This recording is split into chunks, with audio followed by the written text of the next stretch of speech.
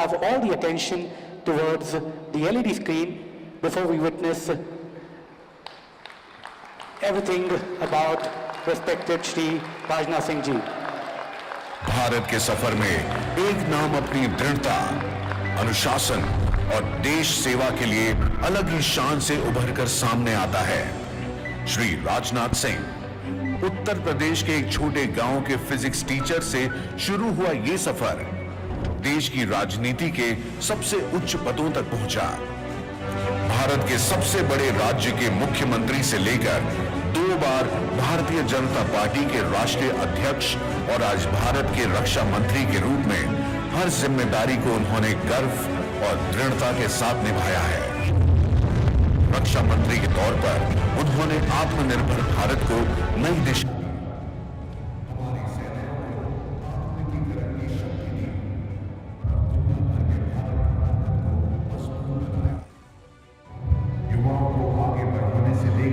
सेना के हर सिपाही के साथ खड़े रहने तक श्री राजनाथ सिंह हैं विकास, साहस और विश्वास का प्रतीक।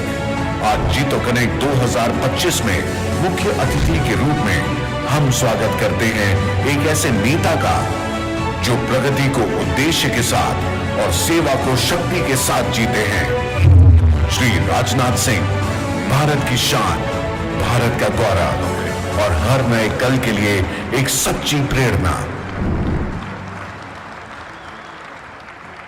मित्रों, भारत की शान मैं नहीं हूं, भारत की शान तो आप लोग हैं।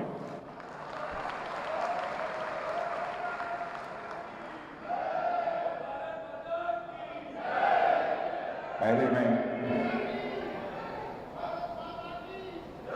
जीटो के शीर्ष अध्यक्ष श्रीमान पृथ्वीराज जी कोठारी, शीर्ष अध्यक्ष श्री विजय भंडारी जी और भारत सरकार के बहुत ही डायनामिक मिनिस्टर श्री जी किशन जी रेड्डी और तेलंगाना स्टेट गवर्नमेंट के फर्स्ट टाइम जिनको मैंने बोलते हुए सुना है ऐसे dynamic leader Shri Sridhar Babu ji, IT minister Telangana, और हम सबके आदर के योग्य भारत में ही नहीं बल्कि दुनिया के दूसरे देशों में भी जिन्होंने अपनी पहचान बनाई है और भारत का मस्तक ऊंचा किया है, ऐसे श्रद्धेय योग गुरु बाबा रामदेव जी, श्री हिमांशु शाह जी, श्री कमलेश जी तुझेतिया, श्री नरेंद्र जी श्रीमल, श्री ललित दांगी, श्री गौतम शहलोत जी, श्री मोतीलाल जी ओसवाल और श्री अजय जी संचेती, पूर्व राज्यसभा सदस्य। देवी व सज्जनों, जय जैनेन्द्र। आज इस गरिमामय अवसर पर जैन इंटरनेशनल ऑर्गेनाइजेशन के इस भव्य सम्मेलन में आप सबके बीच मौजूद होकर मुझे बेहद खुशी हो रही है। आप सबके बीच आकर मुझे आपके विचारों की उज्जवल आभा महसूस हो रही है। मैं ये देख पा रहा हूं समाज के प्रति आपकी कितनी प्रतिबद्धता है, इस भारत के प्रति, भारतीय समाज के प्रति किस हद तक का आपका कमिटमेंट है।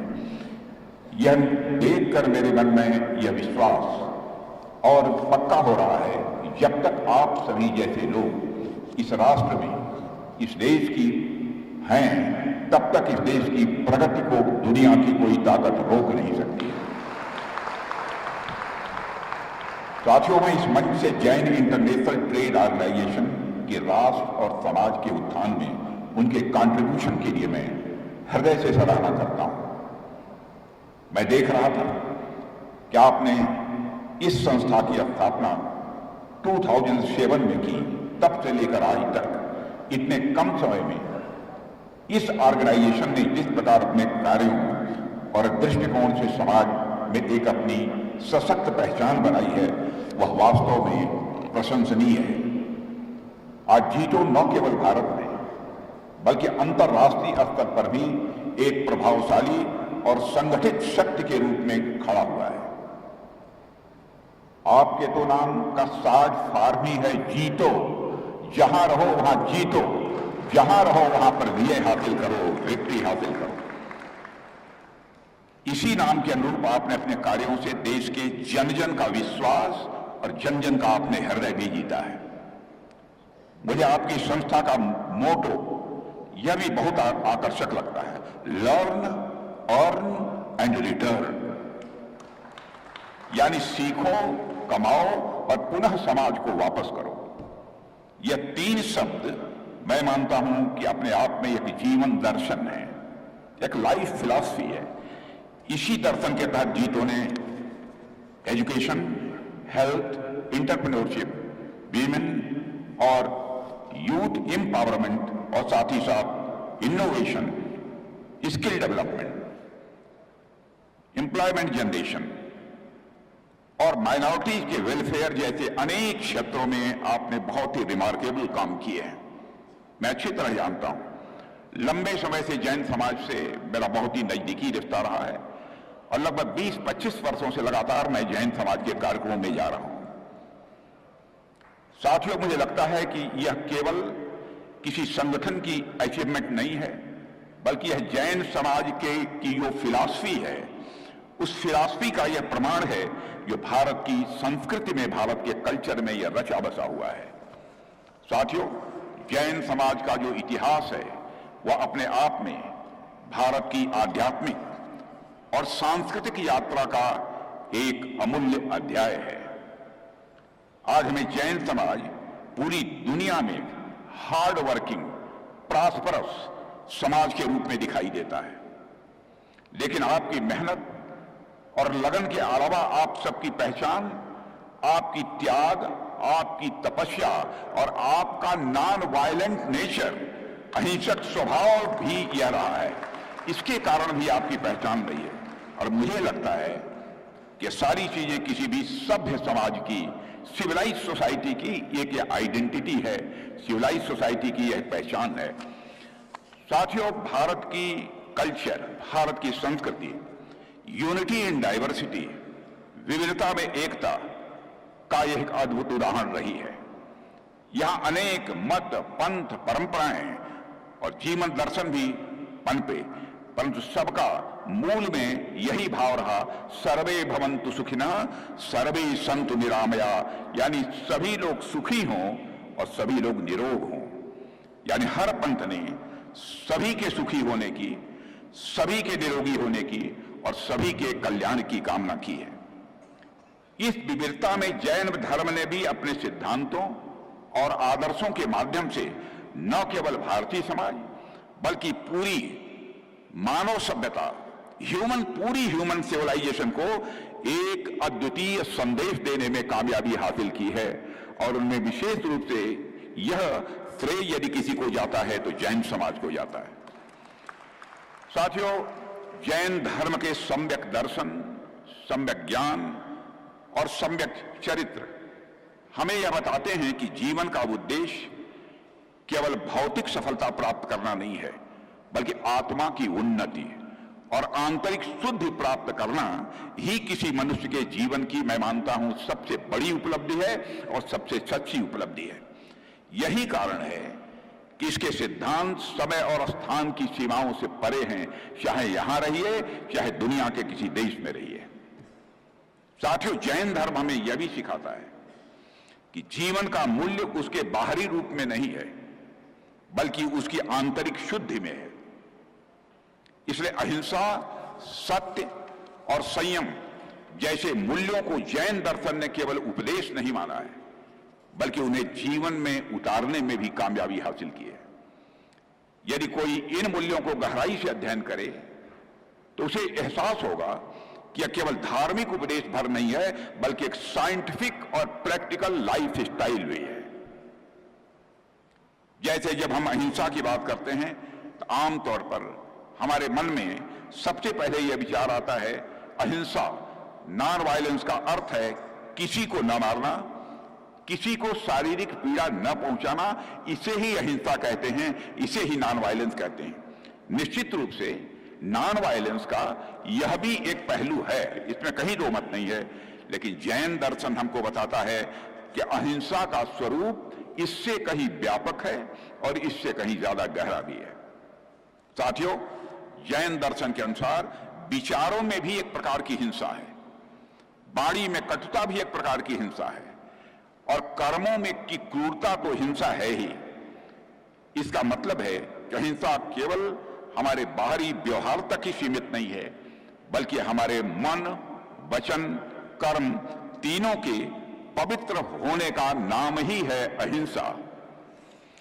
जब मैं वचन से या वाणी से भी अहिंसक होने की बात कर रहा हूं, तो मुझे आप सबके क्षमा वाणी पर्व का ध्यान स्वाभाविक रूप से आता है।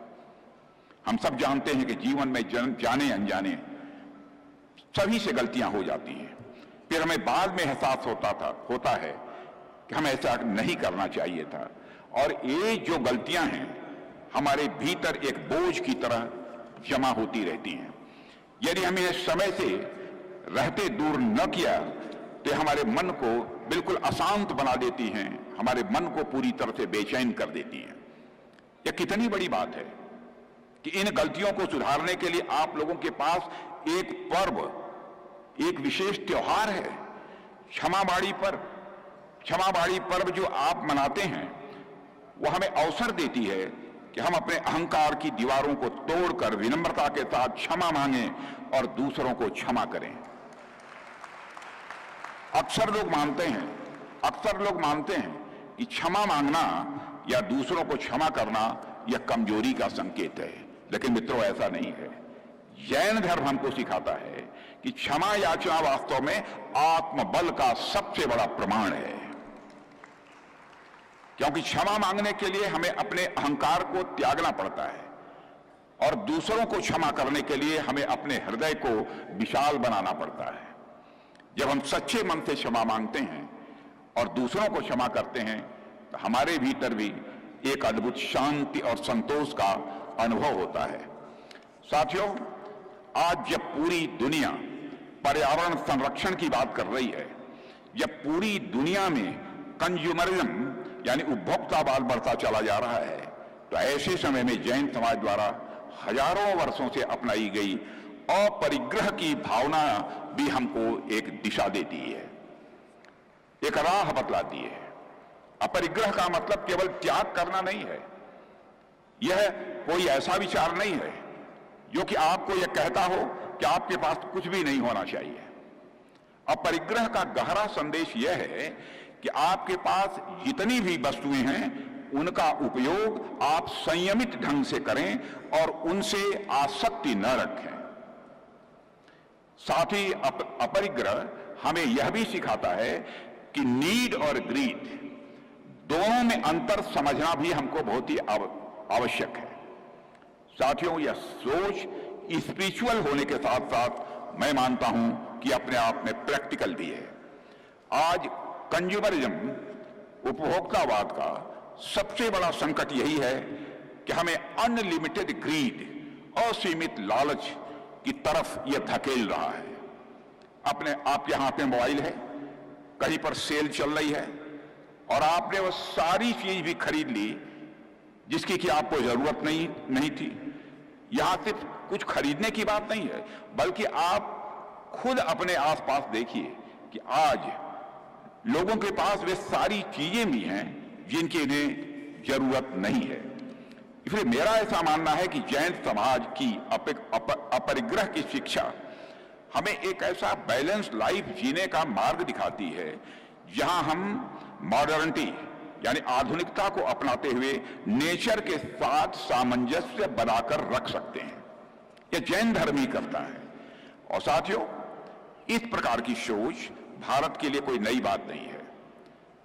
कम प्राप्त करके भी खुश रहना हमारी संस्कृति में गहराई से यह निहित है। हमारी परंपरा हमेशा यह सिखाती रही है कि हम केवल भोग के लिए न जिए बल्कि योग और त्याग के मार्ग पर चलें। यही हमारी भारतीय संस्कृति हमको संदेश देती है। आज जब असीमित भोग और उपभोग से प्राकृतिक साधन, नेचुरल रिसोर्सेस की क्राइसिस पैदा हो रही है, तब जैन विचार ही एकमेव ऐसा विचार है जो हमें संयम का मार्ग दिखाता है। साथियों, एक और बहुत ही महत्वपूर्ण बात का मैं जिक्र आपसे करना चाहूंगा। इस बात का सिर्फ जिक्र नहीं बल्कि मैं आपका धन्यवाद भी करना चाहता हूं। जिस तरह से आप सब हर चुनौती में आगे आकर मदद करते हैं और जिस तरह से आप दूसरों के दुख दर्द को अपना दुख दर्द मानकर जिस तरीके से आप काम करते हैं वह अपने में इनक्रेडिबल है, अद्भुत है, मैं कहना चाहूंगा। मुझे गर्व है कि जैन समाज और जीतों ने समय समय पर यह साबित किया है कि जब भी राष्ट्र संकट में होगा वो उस संकट से निपटने में सबसे आगे खड़े रहेंगे। यह जैन समाज ने करके इसको दिखाया है। साथियों, जैन दर्शन में जो सेंसिटिविटी यानी संवेदनशीलता का पाठ है वह केवल विचारों तक सीमित नहीं है, बल्कि वह जैन समाज के कर्म में भी हमको देखने को मिलता है। आपके पूर्वजों ने छोटे छोटे कस्बों से लेकर इंटरनेशनल मार्केट तक अपनी मेहनत और विश्वास से अपनी एक पहचान बनाई है। उस पहचान को, उस लिगेसी को जिस तरह से आप आगे बढ़ा रहे हैं, मैं वह मानता हूं वह अपने में इनक्रेडिबल है, वह अपने में अद्भुत है। देवियों और सज्जनों, माउंट आबू और श्रवण बेलगोला मैं गया हूं इन स्थानों पर। जैसे स्थानों पर स्थित भव्य जैन मंदिर जैन समाज की धर्म और अर्थ को साथ लेकर चलने की मान्यता को दिखाते हैं, उसके वह प्रमाण हैं। ये पवित्र स्थल जैन समाज की प्रॉस्पेरिटी और उनकी वास्तुकला योगदान को भी हाईलाइट करते हैं। जैन समाज का भारत की इकोनॉमी, भारत की अर्थव्यवस्था में भी बहुत बड़ा योगदान रहा है। भारत की कुल आबादी में जैन समुदाय का पार्टिसिपेशन, जैन समुदाय की हिस्सेदारी केवल 0.5% है। फिर भी टोटल टैक्स कलेक्शन में अप्रॉक्सिमेटली 24% यदि कंट्रीब्यूशन किसी का है तो आपका है। मेरे साथियों, हर क्षेत्र में आप सबने करिश्मा किया है, हर क्षेत्र में आपने करिश्मा किया है। हर क्षेत्र में जैन समुदाय ने अपनी मेहनत के आधार पर, अपनी ईमानदारी के आधार पर और अपनी दूरदर्शिता से अपना योगदान किया है। चाहे फार्मास्यूटिकल सेक्टर हो, चाहे फिल्म इंडस्ट्री हो, चाहे वह विश्व की सबसे बड़ी एक टेक्सटाइल मिल बनाना हो या फेविकॉल जैसा एक ग्लोबल ब्रांड बनाना हो, चाहे एविएशन सेक्टर हो या एजुकेशन सेक्टर हो, Jains are leading the way. और यह सब संभव हुआ है क्योंकि जैन समुदाय के लोग निष्ठावान होते हैं, अनुशासित होते हैं और वैल्यू बेस्ड लाइफ को जीना ही उनके जीवन का कमिटमेंट होता है। यही उनकी चाहत है, मूल्य आधारित जीवन जीते हैं। जैन धर्म से मैं आपको याद दिलाना चाहूंगा, क्योंकि मैं भी फिजिक्स का स्टूडेंट रहा हूं, फिजिक्स का टीचर भी रहा हूं। जैन धर्म से आने वाले डॉक्टर DS कोठारी के बारे में मैंने बहुत पहले पढ़ा था 9th क्लास में। डॉक्टर DS कोठारी भारत के रक्षा मंत्री के पहले साइंटिफिक एडवाइजर थे। डॉक्टर DS कोठारी ने बेसिक साइंस लैबोरेटरी की स्थापना की थी, जिसने defence research and development organisation के गठन को एक बेस दिया था, उसको एक आधार प्रदान किया था। और DRDO के कई यहां पर सेंटर्स हैदराबाद में भी यहां पर काम कर रहे हैं। और बाद में सलाहकार पद से, एडवाइजर पद से रिटायर होने के बाद कोठारी जी ने 1952 में फिर से दिल्ली विश्वविद्यालय में वो पढ़ाने आ गए थे। और जब डिफेंस मिनिस्ट्री ने उनसे इस पद पर बने रहने का, पूरी जिंदगी तक बने रहने का आग्रह किया था, तब वे अगले लगभग 10 साल तक ऑनरेरी साइंटिफिक एडवाइजर के रूप में काम करते रहे और केवल प्रतिमाह ₹1 वह वेतन लेते थे। यह सैक्रिफाइस, यह अपने कंट्री के प्रति कमिटमेंट यह जैन समाज में देखने को मिलता है। इंडियन स्पेस प्रोग्राम के जनक, इंडियन स्पेस प्रोग्राम के जो फादर माने जाते हैं, डॉक्टर विक्रम साराभाई भी जैन समाज से ही आते हैं। मेरे मित्रों, प्रसिद्ध विद्वान और भारतविद, शिक्षा शास्त्री, एजुकेशनिस्ट, राइटर, स्वतंत्रता संग्राम सेनानी डॉक्टर जगदीश चंद्र जैन भी जैन समाज से ही आते थे। और माने जाने हिस्टोरियन डॉक्टर मीनाक्षी जैन ने यह भी भारतीय सभ्यता की महानता को उजागर करने के लिए रिमार्केबल काम किया है। और मैं चाहूंगा कि इनके जो भी लाइफ हिस्ट्री है उठाकर आपको पढ़नी चाहिए। उनका हाल ही में, यह भी मैं बताना चाहता हूं, उनका हाल ही में राज्यसभा के लिए उनको नॉमिनेट किया गया है। यह हम सबके लिए गौरव का विषय है। इन सभी महानुभावों का काम इस बात का प्रमाण है मेरे मित्रों कि जैन धर्म नैतिकता, मॉरलिटी और आधुनिकता यानी मॉडर्निटी, इन दोनों का संगम है। आधुनिकता और नैतिकता का संगम यदि कहीं देखने को मिल सकता है तो जैन धर्म में ही देखने को मिल सकता है। और यह भारत की सांस्कृतिक और आध्यात्मिक धरोहर को मजबूत करते हुए आर्थिक प्रगति का मार्ग भी प्रशस्त करता है। मेरे साथियों, हमारे प्रधानमंत्री मोदी जी के नेतृत्व में हमारी सरकार ने भारत की जैन परंपरा और धरोहर को संरक्षित करने का काम किया है। बीते कुछ वर्षों में 20 से ज्यादा तीर्थंकरों की मूर्तियां जो कभी न कभी चोरी की गई थी, विदेश से भारत वापस लाई गई है। पिछले वर्ष हमने जो क्लासिकल लैंग्वेज, प्राकृतिक भाषा को क्लासिकल लैंग्वेज का स्टेटस प्रदान किया है। भगवान महावीर ने अपनी शिक्षाओं के प्रचार के लिए प्राकृत भाषा को ही अपनाया था। प्राकृत भाषा में ही उन्होंने अपनी शिक्षाओं का प्रचार प्रसार किया था। प्राकृत का महत्व जैन अनुष्ठानों और धार्मिक प्रथाओं में आज भी बहुत ही महत्वपूर्ण है। देवियों और सज्जनों, आज भारत अपनी डाइवर्सिटी, अपनी विविधता पर गर्व करते हुए विश्व के एक प्रमुख महाशक्ति बन गया है।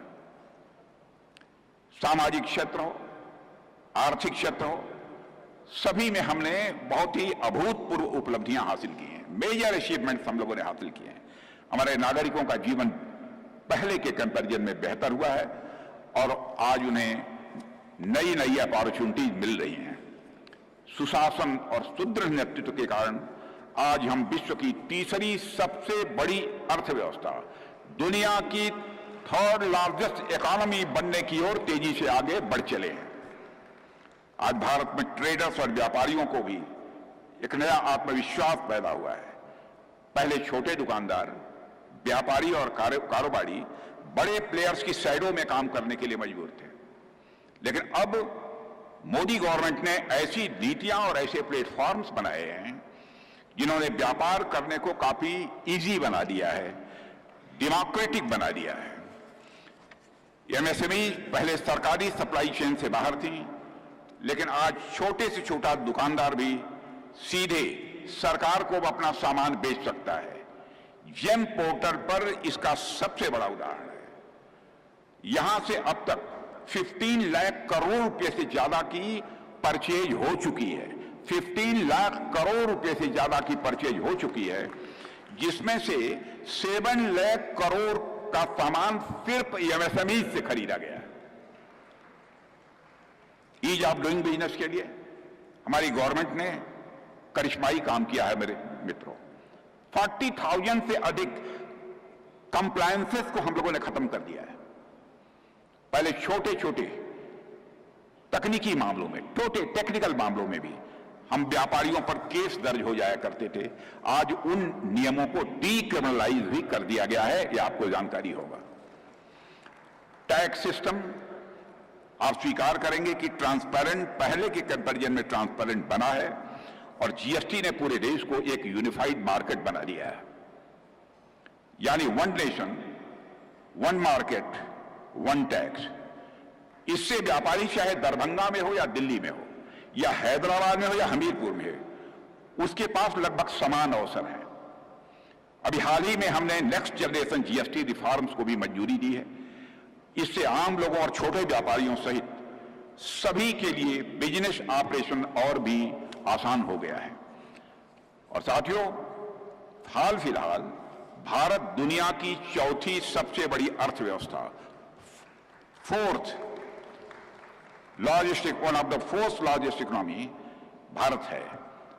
और भारत 2030 तक अनुमान है कि अप्रॉक्सीमेटली $7.3 ट्रिलियन की जीडीपी के साथ दुनिया की थर्ड लार्जेस्ट इकोनॉमी की कतार में आकर खड़ा हो जाएगा। और इंटरनेशनल मॉनेटरी फंड के अनुमान के अनुसार यदि एवरेज ग्रोथ रेट्स को देखा जाए तो 2030 तक परचेजिंग पावर पैरिटी की दृष्टि से विश्व की दूसरी सबसे बड़ी व्यवस्था बनने की राह पर यदि कोई आगे बढ़ चला है तो उस देश का नाम है हमारा और आपका देश भारत। यह सब यदि अगर संभव हुआ है मेरे मित्रों, तो ट्रांसफॉर्मेटिव पॉलिसी रिफॉर्म्स के कारण ही यह संभव हुआ है। और इन्हीं रिफॉर्म्स के कारण भारत के ट्रेडर्स को अब ग्लोबल लेवल पर पहले से कहीं ज्यादा अपॉर्चुनिटीज भी मिल रही हैं। सरकार ने एक्सपोर्ट को बढ़ावा देने के लिए भी प्रोडक्शन लिंक्ड इंसेंटिव स्कीम भी प्रारंभ की है। मेक इन इंडिया जैसे इनिशिएटिव्स ने न केवल लोकल बिजनेसेस को बल दिया है, बल्कि इंडियन प्रोडक्ट्स की ग्लोबल एक आइडेंटिटी बनाने में भी कामयाबी हासिल की है। 2021 में मोदी जी ने द इंडिया टॉय फेयर 2021 में टॉयज इंडस्ट्रीज में वोकल फॉर लोकल का आह्वान उन्होंने किया था। आज हम 153 कंट्रीज को भारत में बने खिलौनों को एक्सपोर्ट कर रहे हैं। 153 कंट्रीज को हम भारत में बने खिलौनों को एक्सपोर्ट कर रहे हैं। अब प्रधानमंत्री जी ने वोकल फॉर लोकल के साथ साथ लोकल फॉर ग्लोबल का भी एक उन्होंने नारा दिया है। लोकल फॉर ग्लोबल का भी उन्होंने आह्वान किया है, यानी भारत का सामान अब दुनिया भर में भेजा जाएगा। साथियों, आज टॉय से लेकर टैंक तक भारत सब कुछ बना रहा है। आज भारत दुनिया का मैन्युफैक्चरिंग हब बनने की ओर तेजी से आगे बढ़ चला है। और वह दिन दूर नहीं जब इंडिया फैक्ट्री ऑफ वर्ल्ड, वह दिन दूर नहीं जब इंडिया फैक्ट्री ऑफ वर्ल्ड बनकर उभरेगा। और यह सब मुमकिन होगा क्योंकि यह मुमकिन करने के लिए नीयत साफ चाहिए, और जो नीतियां होनी चाहिए वह देश के हित में होनी चाहिए। साथियों, फाइनेंशियल इंक्लूजन और डिजिटल ट्रांजैक्शन ने भी व्यापार को, बिजनेसेस को एक नया डायमेंशन दिया है। यूपीआई, आधार और डिजी लॉकर ने छोटे व्यापारियों को फॉर्मल इकोनॉमी में जुड़ने में काफी हद तक मदद की है। आप सब लोग, अधिकांश लोग व्यापार जगत से जुड़े हुए हैं, मैं समझता हूं हमारी इस बात से सहमत होंगे। सड़क पर चाय बेचने वाला भी आज डिजिटल पेमेंट लेता है। सड़क पर चाय बेचने वाला भी आज डिजिटल पेमेंट लेता है। वहीं पीएम स्वनिधि योजना के तहत रेहड़ी पटरी वालों को भी सस्ता और आसान कर्ज मिल रहा है। यानी अब फॉर्मल क्रेडिट सिर्फ बड़ी कंपनियों तक सीमित नहीं है, बल्कि रेहड़ी पटरी का व्यापार करने वालों को भी यह प्राप्त हो रहा है। साथियों, भारत आत्मनिर्भर बनने की दिशा में जिस संकल्प के साथ आगे बढ़ रहा है, उसमें ट्रेडर्स, एंटरप्रेन्योर्स और व्यापारी सबसे अहम भूमिका निभा रहे हैं। और बदलती हुई वैश्विक परिस्थितियों में हमारे प्रधानमंत्री ने एक मंत्र दिया है, platform for all, progress for all. आज हर छोटा व्यापारी आत्मनिर्भर भारत, सेल्फ रिलायंट इंडिया अभियान का स्टेक होल्डर बन चुका है। यदि मैं यह कहूं तो यह कहना एग्जैगरेशन नहीं होगा। यही शक्ति हमें 2047 तक विकसित भारत बनाने की दिशा में ले जाएगी, ऐसा मेरा पक्का विश्वास है। रक्षा मंत्री होने के नाते मित्रों, मैं कहना चाहूंगा कि डिफेंस सेक्टर में भी भारत सेल्फ रिलायंस की ओर तेजी से कदम आगे बढ़ा चुका है। विदेशों पर हमारी निर्भरता निरंतर कम होती जा रही है, और इसी विजन को लेकर आज भारत एक सशक्त और वाइब्रेंट डिफेंस इंडस्ट्री खड़ा कर रहा है। हम अपनी सुरक्षा के लिए बहुत हद तक डिफेंस इंपोर्ट पर पहले निर्भर रहा करते थे, लेकिन आज हालात बदल रहे हैं। अब हर पुर्जे, हर हथियार, हर प्लेटफॉर्म पर गर्व से लिखा जा रहा है, मेड इन इंडिया। साथियों, पिछले महीनों से पिछले महीने में ही हमारी सरकार ने 97 लाइट कॉम्बैट एयरक्राफ्ट, कितने कॉस्टली होते हैं बताने की जरूरत नहीं है, खरीदने के लिए हिंदुस्तान एरोनॉटिक्स लिमिटेड एचएल के साथ एक समझौता किया है। इन विमानों में 64% से ज्यादा पार्ट्स, इक्विपमेंट्स यदि लगेंगे तो 64% से ज्यादा वो इंडिजिनस होंगे, भारत में बने होंगे, भारत की धरती पर बने होंगे और भारतवासियों के हाथों बने होंगे। कहने का मतलब यह है साथियों, तेजस लड़ाकू विमान हो, आकाश मिसाइल हो, अर्जुन टैंक हो या फिर प्रचंड हेलीकॉप्टर हो, आज हमारी सेनाओं की ताकत भारतीय हाथों में बनी टेक्नोलॉजी से बढ़ रही है।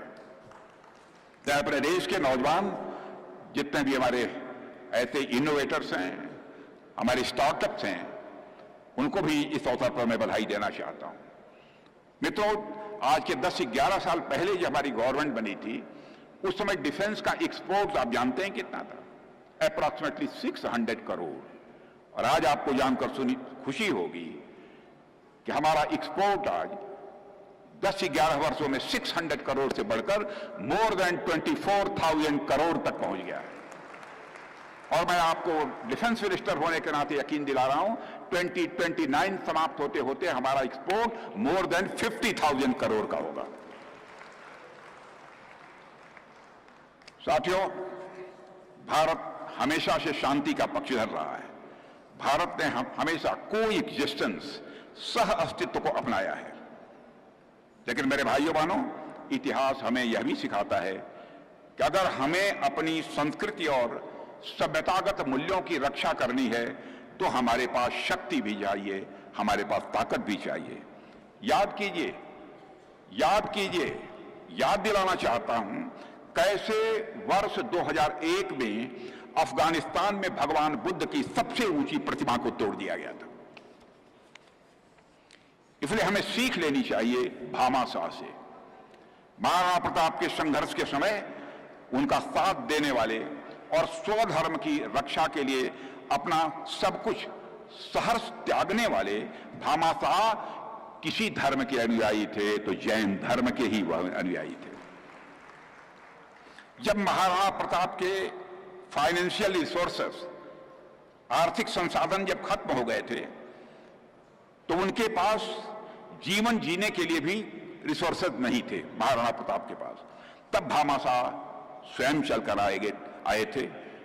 महाराणा प्रताप ने भामाशाह को बुलाया नहीं था और उन्होंने अपना समस्त खजाना, अपनी पूरी ट्रेजरी महाराणा प्रताप के चरणों में रख दिया और यह कहा, ऐ राणा, यह सब हमारी मातृभूमि के लिए है, तुम्हें मैं समर्पित करता हूं। वह भी जैन समाज से थे। हमें सीख लेनी चाहिए रानी अबक्का, उनसे भी। वे जैन समाज से आती थी और मिलिट्री साइंस, वार स्ट्रेटजी, तीरंदाजी, तलवारबाजी और उनमें उनकी कोई बराबरी कर नहीं सकता था। जब पुर्तगालियों ने उल्लाल पर कब्जा करने के लिए कई प्रयास किए तो रानी अबक्का ने अपने अदम्य साहस का परिचय देते हुए उनके हमले को विफल करने में कामयाबी हासिल की थी। ऐसी बहादुर वह थी। जैसी लोक कथाएं हैं उनके अनुसार रानी अबक्का वह आखिरी व्यक्ति थी जिन्होंने पुर्तगालियों के खिलाफ युद्ध में अग्निबाण का उपयोग किया था। साथियों, इस प्रकार जैन धर्म हमें हर कीमत पर धर्म और देश की रक्षा के लिए सर्वस्व अपना न्यौछावर करने की हमको प्रेरणा देता है। और जब भी भारत की आन बान शान की बात आई है, हमने हमेशा फिर कोई कंप्रोमाइज नहीं किया है। 2016 की सर्जिकल स्ट्राइक हो, चाहे 2019 की एयर स्ट्राइक हो, या अभी हाल में 2025 में जो ऑपरेशन सिंदूर हुआ है, हमने साबित किया है कि जब भी जरूरत होगी हम भारत की एकता और अखंडता के लिए, अपने देश के हर नागरिक की रक्षा के लिए, अपने देश के हर नागरिक की रक्षा के लिए चाहे जिस भी सीमा को लांघना पड़ेगा हम सीमा लांघेंगे, लेकिन अपने देश की रक्षा करेंगे।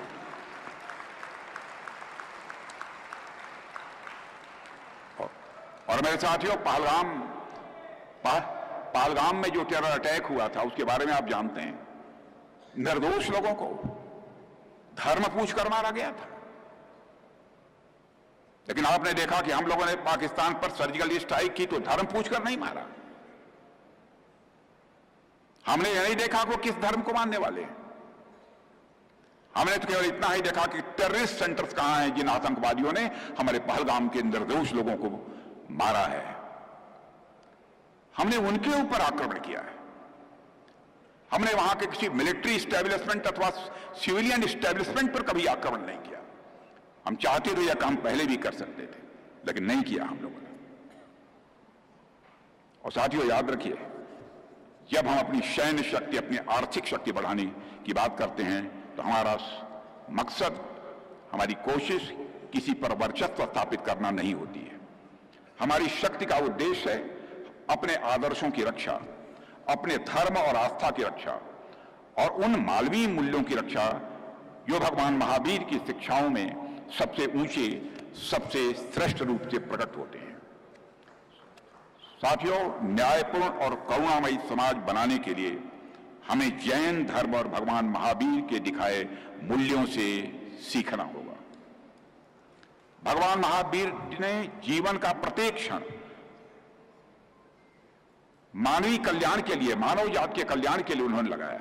अगर विश्व उनके दिखाए मार्ग का अनुसरण कर पाए तो निश्चित ही मानवता को रोगी बनाने वाली सारी व्याधियों का, सारे रोगों का उपचार हो सकता है, ऐसा मेरा मानना है। साथियों, इन शब्दों के साथ अंत में जीटू द्वारा किए जा रहे सामाजिक और आर्थिक कार्यों की मैं हृदय से भूरी भूरी प्रशंसा करता हूं, सराहना करता हूं तथा इससे वर्तमान और पूर्व से जुड़े हुए सभी लोगों को अपनी हार्दिक बधाई देते हुए यहीं पर अपना निवेदन समाप्त करता हूं। वीके न्यूज, राष्ट्र के नाम।